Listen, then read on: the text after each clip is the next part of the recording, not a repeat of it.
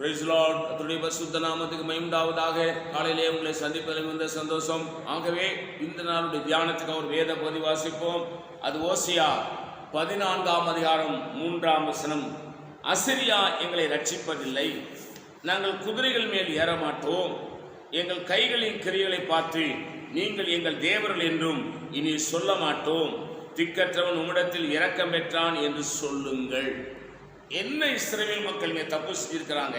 ஆண்டவராகிய கர்த்தர் ஒரு மனுஷனை தெரிந்து கொண்ட பிறகு அவர்களை அவர் நடத்தி கொண்டு வருகிறார்.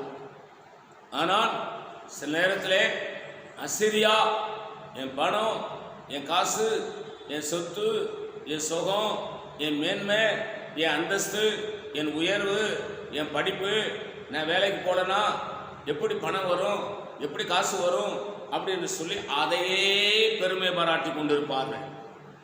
சொல்லுங்க, அசிரியா எங்களை ரட்சிப்பதில்லை, குதிரைகள் மேல் நாங்கள் ஏற மாட்டோம். பெருமை, உலக பெருமை, பணப்பெருமை, ஜாதி பெருமை, பலவிதமான பெருமை, அதிகார பெருமை, இது நாங்கள் ஏற மாட்டோம். எங்கள் கைகளின் கரிகளை பார்த்து நீங்கள் எங்கள் தேவர்கள் என்று சொல்ல மாட்டோம்.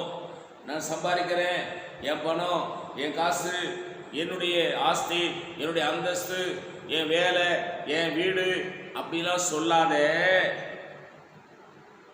திக்கற்றவன் இடத்தில் இரக்கம் பெறுகிறான் என்று சொல்லுங்கள். ஆண்டவரே, இந்த உலகத்தில் எவ்வளவு எனக்கு இருந்தாலும் என்னிடத்தில் ஒன்றுமில்லப்பா, எல்லாம் நீங்க தான் கொடுத்தீங்க, நீங்க தான் என்னை ஆசீர்வதிச்சீங்க.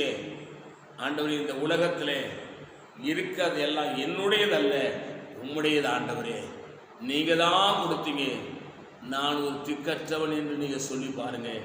இந்த ஆண்டவர் உங்களுக்குள்ளே அற்புதங்களை செய்வார். நான் ஜெபிக்கிறேன். பரிசுத்த பிதாவே, நீ எங்களோடு என்னோடு பேசின இந்த நல்ல வார்த்தைகளுக்காக ஸ்தோத்திரம். இந்த வார்த்தையின்படி எங்களை ஆசீர்வதி, இயேசு நாமத்தில் பிதாவே, ஆமென். God bless you. கர்த்தர் உங்களை ஆசீர்வதிப்பாராக.